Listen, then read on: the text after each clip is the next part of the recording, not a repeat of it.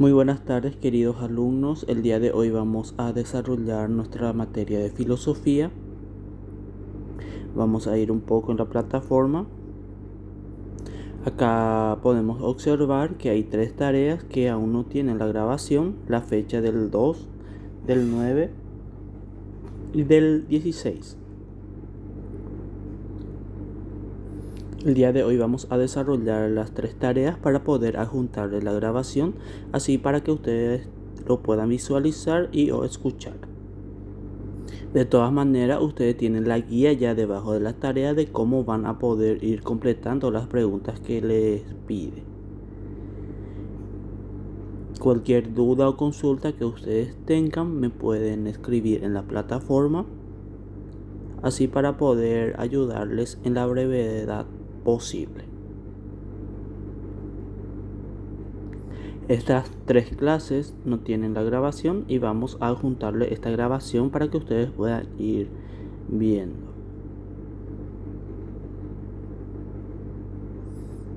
Vuelvo a mencionar que todas las tareas están disponibles hasta el mes de noviembre, el 30 de noviembre, pero eso no quiere decir que van a dejar todo a última hora. Les recomiendo que vayan completando para ir y visualizando también su calificación al momento de ir completando todas estas tareas. Acá podemos observar que ya son 20 alumnos que han completado de la clase. Sí, bien. También de la clase 9, 15 alumnos, muy bien. Bien, vamos a ir a nuestro material para completar, más bien para desarrollar nuestra tarea. Bueno, vamos al índice, que es nuestra materia de filosofía, en la página 145. Podemos guiarnos con la numeración de nuestro PDF, ustedes si tienen computadora. Bien, ya estamos en nuestro material, nuestra materia. Vamos en la plataforma. En la clase 2 nos pide que leamos en la página 151 hasta la página 153. Vuelvo y repito, esta grabación va a ser para las 3 clases que nos queda pendiente para la grabación. La grabación vamos a adjuntar en esta clase, así para que ustedes puedan visualizar y poder escuchar y ver la grabación. Bien, iniciamos la página 151. Bien, vamos a hablar de Platón, el filósofo Platón. Platón 428 a.C., 347 a.C. ¿Quién era él? Era un filósofo griego, uno de los pensadores más creativos e influyentes de la filosofía occidental. Platón nació en el seno de una familia aristocrática en Atenas. Su padre, Aristón, era al parecer descendiente de los primeros reyes de Atenas. Perictione, su madre, estaba emparentada con el legislador del siglo VI a.C. Solón, su padre, murió cuando aún era un niño, y su madre se volvió a casar con Pirilampes, colaborador del estadista Pericles. De joven, Platón tuvo ambiciones políticas, pero se desilusionó con los gobernantes de Atenas. Más tarde se proclamó discípulo de Sócrates, aceptó su filosofía y su forma dialéctica de debate, la obtención de la verdad mediante preguntas, respuestas y más preguntas. Aunque se trata de un episodio muy discutido, que algunos estudiosos consideran una metáfora literaria sobre el poder, Platón fue testigo de la muerte de Sócrates durante el régimen democrático ateniense. en el año 399 a.C. Temiendo tal vez por su vida, abandonó Atenas algún tiempo y viajó a Italia, Cilicia y Egipto. El idealismo de Sócrates fue organizado por Platón en una filosofía sistemática. La teoría del conocimiento de Platón está implícita en su teoría de las ideas. Sostenía que tanto los objetos materiales percibidos como el individuo que los percibe están en constante cambio. Pero como el conocimiento se relaciona tan solo con los objetos inmutables y universales, el conocimiento y la percepción son diferentes en esencia. Ante la posibilidad de conjugar la filosofía y la práctica política, Platón viajó a Cilicia en el año 367 a.C. para ser tutor del nuevo gobernante de Siracusa, Dioniso el Joven. El experimento fracasó. Platón regresó a Siracusa en el año 361 a.C. Pero una vez más su participación en los acontecimientos sicilianos tuvo poco éxito. Pasó los últimos años de su vida dando conferencias en la academia y escribiendo. Murió próximo a los 80 años en Atenas en el año 348 o 347 a.C. Acá podemos leer cuáles son sus obras. Vamos a conocer sus obras. Los escritos de Platón adoptaban la forma de diálogos, donde se exponían ideas filosóficas, se discutían y se criticaban en el contexto de una conversación o un debate en el que participaban dos o más personas. El primer grupo de escritos de Platón incluye 35 diálogos y 13 cartas. Se ha cuestionado la autenticidad de algunos diálogos y de la mayoría de las cartas. Primeros diálogos. Los diálogos se pueden dividir en tres etapas de composición. La primera representa el intento que hizo Platón de comunicar la filosofía y el estilo dialéctico de Sócrates. Algunos de estos diálogos tienen el mismo argumento.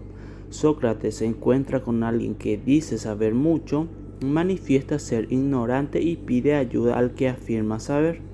Sin embargo, conforme Sócrates empieza a hacer preguntas, se hace patente que quien se dice sabio realmente no se sabe lo que afirma saber y que Sócrates aparece como el más sabio de los dos personajes. ¿Por qué? Por lo menos él sabe que no sabe nada. Ese conocimiento, por supuesto, es el principio de la sabiduría. Acá podemos observar, para saber más, es muy importante leer estos cuadritos, así para que ustedes puedan conocer más acerca de la historia de Platón. Y si por ahí les preguntan la tarea, pueden encontrarlo también acá. En el año 387, Platón fundó en Atenas la Academia, institución a menudo considerada como la primera universidad europea. Ofrecía un amplio plan de estudio que incluía materias como astronomía, biología, matemáticas, teoría política y filosofía. Aristóteles fue su alumno más destacado. Bien, seguimos hasta la página 152 según la clase del 2 de agosto. ¿Cuáles son las teorías de las ideas? En el centro de la filosofía de Platón está su teoría de las formas o de las ideas. En el fondo, su idea del conocimiento, su teoría ética, su psicología, su concepto del Estado y su perspectiva del arte deben ser entendidos desde esta perspectiva. La naturaleza de las ideas. La teoría de las ideas que se puede entender mejor en términos de entidades matemáticas. Un círculo, por ejemplo, se define como una figura plana compuesta por una serie de puntos, todo equidistante de un mismo lugar. Sin embargo, nadie ha visto en realidad esa figura. Lo que la gente ha visto son figuras trazadas que resultan aproximaciones más o menos acertadas del círculo ideal. De hecho, cuando los matemáticos definen un círculo, los puntos mencionados no son No son espaciales, sino lógicos. No ocupan espacio. No obstante, aunque la forma de un círculo no se ha visto nunca y no se podrá ver jamás, los matemáticos y otros sí saben lo que es. Para Platón, por lo tanto, la forma del círculo existe, pero no en el mundo físico del espacio y del tiempo. Existe como un objeto inmutable en el ámbito de las ideas, que solo puede ser conocido mediante la razón. Esta parte quiero que lean bien, si por ahí les pregunta en la tarea. Y podemos mencionar también acerca de la teoría del conocimiento, que la teoría de las ideas de Platón y su teoría del conocimiento están tan interrelacionadas que deben tratarse juntas. Influido por Sócrates, Platón estaba persuadido de que el conocimiento se puede alcanzar. Bien, hasta aquí es la clase del 2 de agosto. Nos pide que veamos, creo que sigue hasta la página 153. Vamos a hablar más acerca de Platón para poder desarrollar toda la clase del día 2 de agosto. Y después seguiremos con las demás clases. Bien, el mito de la caverna. Describe a personas encadenadas en la parte más profunda de una caverna, atados de cara a la pared. Su visión está limitada y por lo tanto no puede distinguir a nadie. Lo único que se ve es la pared de la caverna, sobre lo que se reflejan modelos o estatuas de animales y objetos que pasaban delante de una gran hoguera resplandeciente. También tenemos la teoría política. La República, la mayor obra política de Platón, trata de la cuestión de la justicia y por lo tanto de las preguntas: ¿qué es un Estado justo y quién es un individuo justo? El Estado ideal, según Platón, se compone de tres clases. La estructura económica del Estado reposa en la clase de los comerciantes, la seguridad en los militares y el liderazgo político es asumida por los filósofos reyes. Entonces, para Platón se compone de tres clases el estado ideal. Mucho ojo a esta parte porque puede salir en la tarea. Después tenemos la ética, la teoría de ética de Platón. Descansa en la suposición de que la virtud es conocimiento y que éste puede ser aprendido. Dicha doctrina debe entenderse que el conjunto de su teoría de las ideas, como ya se ha dicho, la idea última para Platón es la idea de Dios. Y el conocimiento de esa idea es la guía que él trance de adoptar una decisión moral. Platón mantenía que conocer a Dios es hacer el bien. La consecuencia de esto es que aquel que se comporta de forma inmoral lo hace desde la ignorancia. Esta conclusión se deriva de la incertidumbre de Platón de que una persona virtuosa es realmente feliz y como los individuos siempre desean su propia felicidad, siempre ansían hacer aquello que es moral. Para saber más, neoplatonismo, denominación colectiva de las doctrinas filosóficas y religiosas de una escuela heterogénea de pensadores expectativos que buscó desarrollar y sintetizar las ideas metafísicas de Platón, sobre todo en lo relacionado en su teoría de las formas. Hasta aquí es la clase del 2 de agosto. Les recomiendo a que lea bien para poder ir completando las preguntas que les pide en la tarea.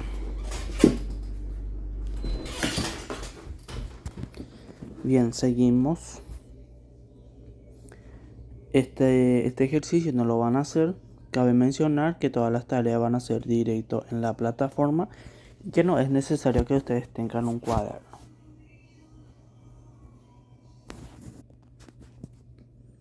Siguiendo con la clase 9 de agosto, vamos a hablar sobre Aristóteles.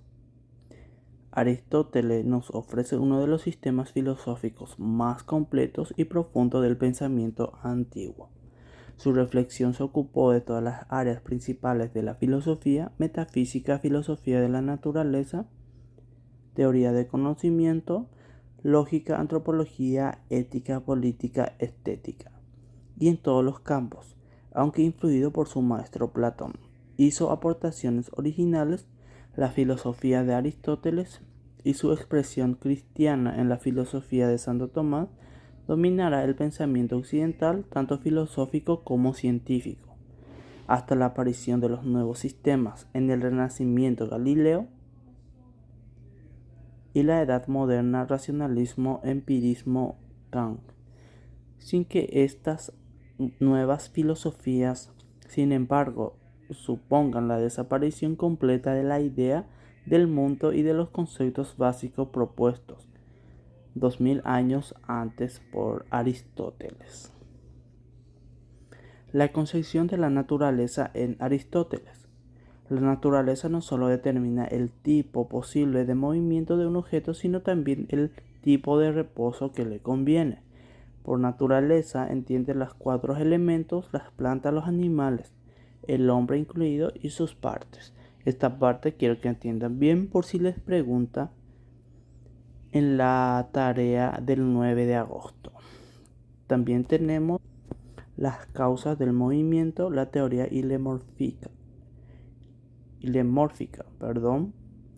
Para Aristóteles, causa es todo principio del ser, aquello de lo que de algún modo depende la existencia de un ente, todo factor el que nos tenemos que referir para explicar un proceso cualquiera.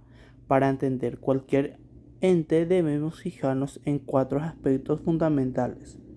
Serían las 4 causas: la causa material o aquello de lo que está hecho algo, la causa formal o aquello que un objeto es, la causa eficiente o aquello que ha producido ese algo, y la causa final o aquello que lo que existe ese algo, a lo cual tiende o puede llegar a ser. Por favor, esta parte también sobre mencionar las 4 causas puede salir como pregunta en la tarea. Aristóteles pone el ejemplo de una escultura. Si se trata de una escultura del dios Zeus, hecha de bronce por un escultor con la finalidad de embellecer la ciudad, la causa material es el bronce, la causa formal el ser el dios Zeus, la causa eficiente el escultor y la causa final el motivo de su existencia, embellecer la ciudad. Acá podemos ver un ejemplo de las causas que mencionó el filósofo Aristóteles. Para saber más, la idea de Dios y Aristóteles concibe a Dios como un ser sin composición alguna, ni física ni metafísica, de ahí que lo piense como acto puro y pura forma y por tanto eterno e inmutable. Dios es acto puro porque Él no se encuentra en ninguna potencialidad, sino que es forma plenamente realizada. Pero Dios es también el primer motor. En el mundo de la naturaleza todas las cosas cambian, pues poseen la estructura autopotencia. Seguimos con la antropología aristotélica. Aristóteles defiende un dualismo antropológico mucho más moderado que el de su maestro Platón. Para Aristóteles, el hombre, cosa de cuerpo y alma, el último es el que mejor nos define y distingue del resto de los seres naturales.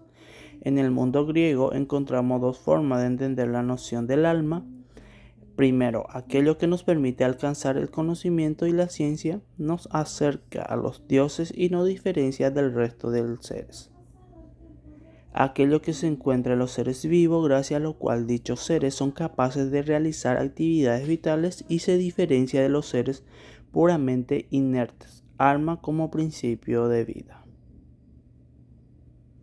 Acá les recomiendo que puedan leer bien esta parte por si les pregunta en la plataforma. En la tarea, Aristóteles prefiere la segunda noción.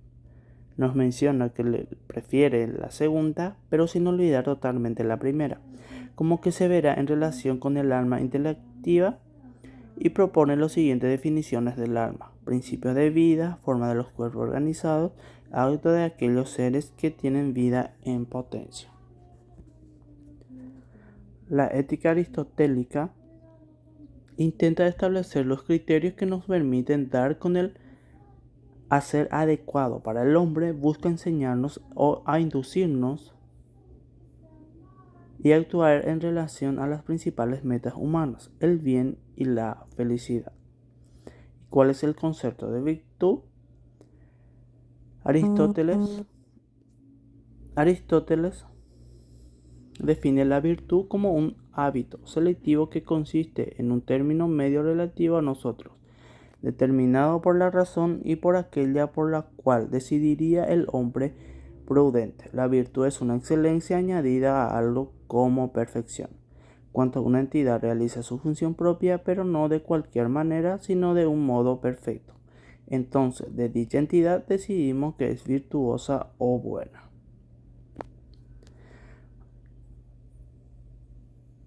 También quiero que lean la parte del cuadrito para saber más en caso de que les pregunten en la plataforma para poder ir contestando. También tenemos la política aristotélica, el hombre ser social por su naturaleza. También quiero que lean que habla sobre la política como una buena organización de la vida común. Hasta ahí es la clase del 9. Y para finalizar vamos a hablar también de la página 158 para culminar con la clase del 16 de agosto. El Estado y la forma de gobierno, que nos menciona que la familia no es totalmente autosuficiente, necesita de la asociación con otras, lo que dará lugar al municipio o a aldea, y para la vida más elevada, la sometida a un orden moral de una forma social natural superior, el Estado, sus leyes, instituciones y organización permite la vida humana plena, por lo que tiene primicia ontológica sobre el individuo y la familia. El Estado se puede organizar de formas diferentes y tener distintas constituciones. Atendiendo a la autoridad que gobierna la ciudad, Aristóteles divide las constituciones o tipo del Estado en 3 tipos legítimos y 3 ilegítimos. El gobierno puede estar en manos de un solo hombre, unos pocos hombres o la mayor parte de los hombres, y por ello, y respectivamente, las constituciones legítimas son la monarquía, la aristocracia y la república. También quiero que lean la parte de la ciudadanía, así para poder ir completando la clase del 19 de agosto que trata en la página 158. Quiero que lean bien e ir completando todas las tareas, por favor. Recuerden que tienen que tener un proceso de 60 puntos para poder rendir el examen final. Antes del examen final vamos a hacer una retroalimentación de todas las clases que dimos y los vamos a tocar también los temas que van a salir en el examen final, pero eso va a ser más adelante. Sin más por el momento, aprovecho la ocasión para saludarlos, queridos alumnos, y que tengan una excelente tarde. Muchísimas gracias y hasta luego.